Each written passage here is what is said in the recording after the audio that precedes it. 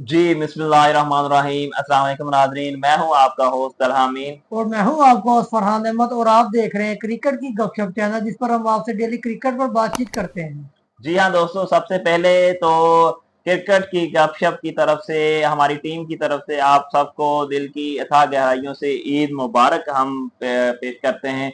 इसके अलावा हम आपको क्रिकेट की बहुत सारी अपडेट्स आई हैं हमारे पास, वो हम आपको उस अपडेट से आगाह करेंगे।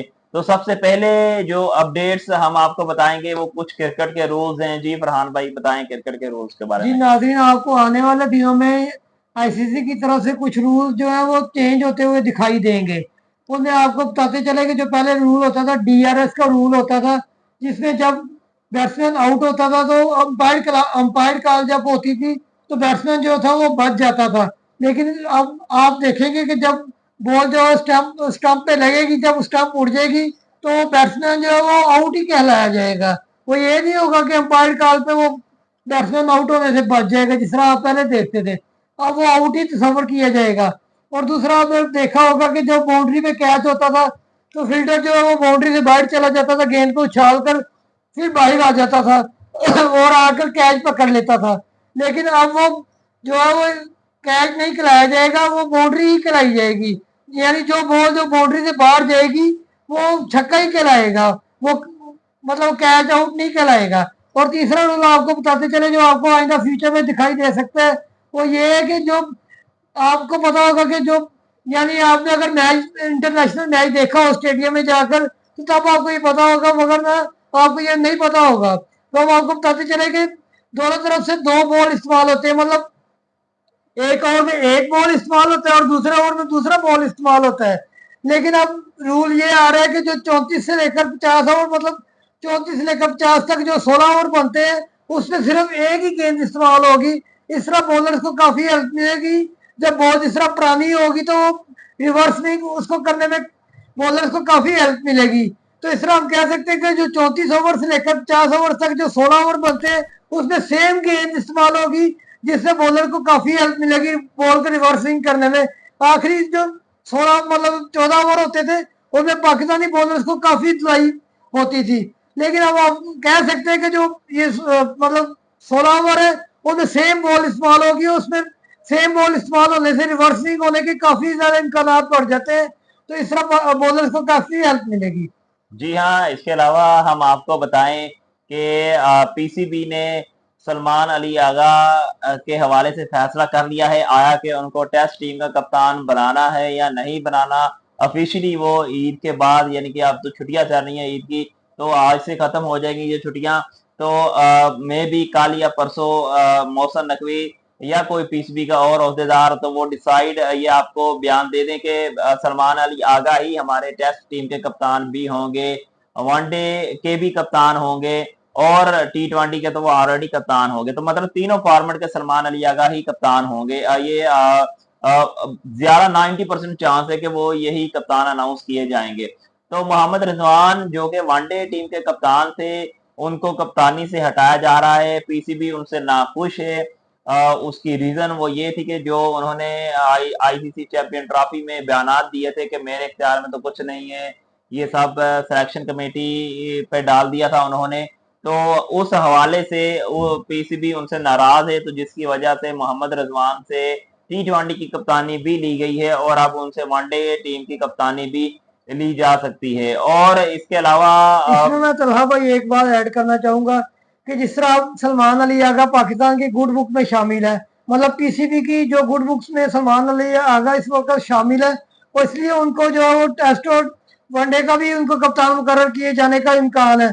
कभी ये वक्त रिजवान पर भी आया था, और रिजवान अली जो मोहम्मद रिजवान है वो भी पीसीबी मैनेजमेंट की गुड बुक्स में शामिल थे। तो उनको यही तस्वर किया जा रहा था कि उनको वनडे का भी कप्तान बना दिया जाएगा और टेस्ट का भी कप्तान बना दिया जाएगा, T20 का भी कप्तान बना दिया जाएगा। तो तब जो मोहम्मद रिजवान ने बड़ी शानदार कारकर्दगी पेश की थी, ऑस्ट्रेलिया को ऑस्ट्रेलिया के टूर में हराया। जब वसीम अकरम ने ये कहा था कि अगर यहाँ ऑस्ट्रेलिया में एक भी मैच पाकिस्तान जीत जाए तो पाकिस्तान के लिए एक खुशकिस्मती होगी। वो सीरीज रिजवान ने अपनी कैप्टनसी में जितवाई थी, वनडे सीरीज, और साउथ अफ्रीका को साउथ अफ्रीका में वाइट वॉश किया था। तो इसी तरह अब जो है वो पीसीबी की मैनेजमेंट ने फैसला लिया कि वो बड़ी जुबान से खुश नहीं है, मतलब तो उनको कप्तानी से हटाया जा रहा है। तो इसलिए अब सलमान अली अगर उनके गुड्स बुक में आ गए हैं तो उनको कप्तान बनाया जा रहा है। ये इसी जी तरह सर्कस चलती इसमें रहेगी। देखें पीसीबी की भी मुझे एक बात, बेवकूफाना फैसले हैं पीसीबी के, उनको समझ नहीं आती। जस्ट एक सीरीज जीतने पर वो कह देते हैं ये हमारी गुड बुक में शामिल है। अब जैसे बांग्लादेश के खिलाफ सलमान अली आगा नई टीम के साथ खेले और उन्होंने अपनी परफॉर्मेंस दी और टीम को जितवा दिया। तो ये ऐसा नहीं है क्या, देखें बांग्लादेश की पहली बात तो ये है कि बहुत सारे main player Bangladesh cricket team के आए नहीं थे। दूसरी बात ये है कि आप एक कमजोर हरीफ को हराकर, ठीक है, आप क्लीन स्वीप करके आप मतलब ये साबित कर रहे हैं कि हम सिर्फ कमजोर टीम को हरा सकते हैं।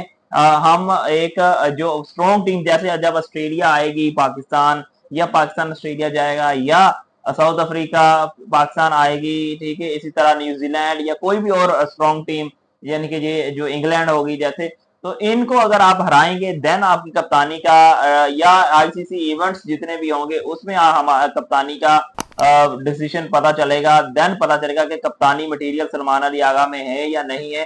क्योंकि देखें अभी तक इस्लामाबाद यूनाइटेड ने उनको अपनी टीम का कप्तान नहीं बनाया सलमान अली आगा को, उन्होंने जस्ट एज ए प्लेयर ही रखा है, उसमें भी माइक हैसन ही कोच है।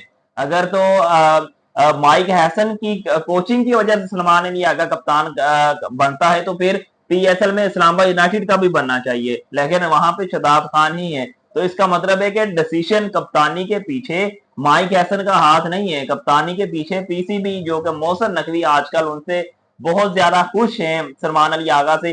तो यही सोचा जाता है कि मोहसिन नकवी की वजह से सलमान अली आगा को कप्तानी मिल सकती है। इसके अलावा हम आपको बताएंगे कि पीएसएल में 2 नई टीम्स इंटर होने जा रही हैं। अभी तक उनका डिसाइड नहीं हुआ कि वो किस सिटी से हैं, लेकिन पीसीबी के ऑफिशियल्स की बात चल रही है टीम ओनर्स के साथ।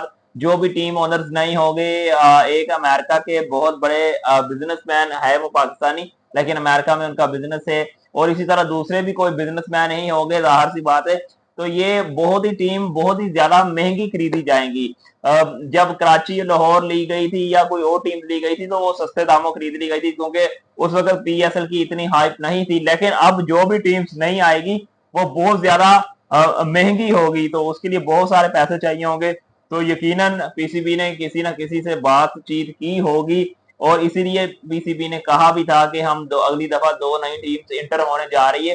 तो दूसरी बात यह कि पीएसएल इस बार जल्दी होने जा रहा है। इस बार पीएसएल दिसंबर और जनवरी में होगा। जैसे ही साउथ अफ्रीका पाकिस्तान का टूर करेगी, जिसमें वो वनडे, टी20 और टेस्ट सीरीज खेलेगी, फौरन उसके बाद पीएसएल स्टार्ट करवाने के बारे में सोचा जा रहा है। अभी तक ये कंफर्म नहीं है, लेकिन सुनने में यही आ रहा है कि इसी दौरान, इसी विंडो में पीएसएल होगा। तो ये पीएसएल की 2 नई टीम्स आपके सामने आ सकती हैं, और अभी तक वो डिसाइड नहीं हुआ। यकीनन हो सकता है एक पंजाब की टीम हो ये और एक सिंध की टीम हो, इस तरह करके कोई टीम हो सकती है जी। और इस तरह आपको बताते चले कि जो सरफराज अहमद और सिकंदर बख्श को आइंदा आप चीफ सेलेक्टर के तौर पर देख सकते हैं। सरफराज अहमद को भी 3 साल के लिए तकरीबन लाया जा रहा है, और यही वही सरफराज अहमद है जिनको जो सीनियर बड़े जो क्रिकेटर है वो उन्होंने इनको पानी पिलाने पर रखा हुआ था। मतलब सरफराज अहमद के साथ उनके दौर में बड़ी ज्यादतियां की गई हैं इन सीनियर क्रिकेटर के दौर में। लेकिन अब यही सरफराज अहमद जो है उनकी किस्मत का फैसला करेंगे कि किस सीनियर खिलाड़ी को टीम में रखना है और किस खिलाड़ी को सीनियर खिलाड़ी को टीम में नहीं रखना। मतलब ये आप कह सकते हैं कि सरफराज अहमद पे अल्लाह ताला ने आगे मजीद बहुत करम कर दिया। उनको आगे चीफ सेलेक्टर के तौर पर लाया जा रहा है, 3 साल के लिए बताया जा रहा है कि वो चीफ सेलेक्टर बनने जा रहे हैं। और साथ साथ सिकंदर बख्श को भी चीफ सेलेक्टर के तौर पर लाया जा रहा है। सिकंदर बख्श वही है जो हर वक्त क्रिकेटर्स पर तनकीद करते रहते हैं, बिला वजह तनकीद करते रहते हैं। तो अब वो वही जो है सिकंदर बख्श जो टीवी पर क्रिकेटर्स पर तनकीद करते थे, अब वही टीम का चुनाव करेंगे, टीम की सिलेक्शन करेंगे। ये अब हमें आइंदा देखना पड़ेगा कि वो किस किस्म की टीम का सिलेक्शन करते हैं। वो जो मीडिया पे आकर इतने बड़े बड़े बयान देते थे कि ये खिलाड़ी नहीं सही, ये खिलाड़ी आप लाहौर से ले रहे हैं, ये खिलाड़ी आप कराची से ले रहे हैं, तो हम आइंदा देखेंगे कि वो किस तरह की टीम की सिलेक्शन करते हैं। और एक ये माइक हैसन का जो लेटेस्ट स्टेटमेंट आई है कि वो आगे हम ना आगे यंगस्टर के साथ जा रहे हैं, हमें अपने यंगस्टर पर एतमाद है, हम आगे अपने यंगस्टर को साथ लेकर जाएंगे जो भी आने वाली सीरीज है या इवेंट्स है।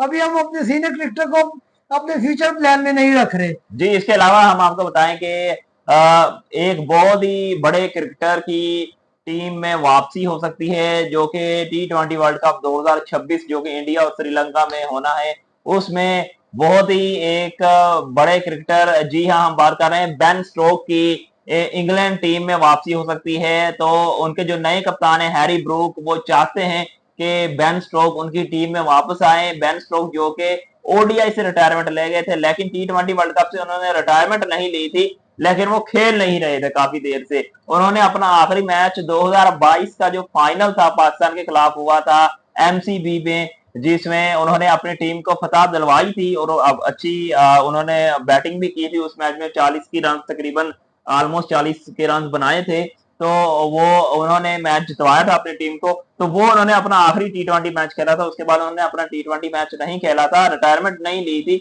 जस्ट वैसे ही वो कह रहे थे कि बोझ को खत्म करने के लिए वो जस्ट टेस्ट पे ही फोकस कर रहे थे। तो अब हैरी ब्रूक चाहते हैं कि वो टीम में वापस आए, तो उनके मैनेजमेंट की बात चल रही है बेन स्टोक्स से कि वो उनको मनाने में कामयाब होते हैं या नहीं होते, ये एक अलग बात है, क्योंकि इंग्लैंड खुद भी चाहता है, इंग्लैंड बोर्ड, क्योंकि इंग्लैंड की अगर पीछे आप कह लेंगे आईसीसी इवेंट्स में परफॉर्मेंस देखी जाए, तो 2022 के वर्ल्ड कप के बाद उनकी परफॉर्मेंस वैसी नहीं रही। वो पहले ही राउंड में बाहर हो जाते हैं, या आप कह लेंगे T20 जो वर्ल्ड कप था, या इसके अलावा अगर हम बात करें ओडीआई वर्ल्ड कप की 2023 में, उसमें भी इंग्लैंड काफी पीछे रही, काफी नीचे रही, सिर्फ 3-4 मैच जीत सकी। तो लिहाजा बेन स्टोक्स को वो टीम में वापस देखना चाह रहे हैं, ताकि उनकी टीम की परफॉर्मेंस बेहतर हो सके। नाज़रीन, इसी तरह की वीडियोस के लिए आप हमारे चैनल्स को सब्सक्राइब करें, हमारी वीडियोस को ज्यादा से ज्यादा लाइक करें और कमेंट्स में अपने इजहार राय का ख्याल जरूर किया कीजिए। तब तक मिलते हैं नेक्स्ट वीडियो में। अल्लाह हाफिज। अल्लाह हाफिज।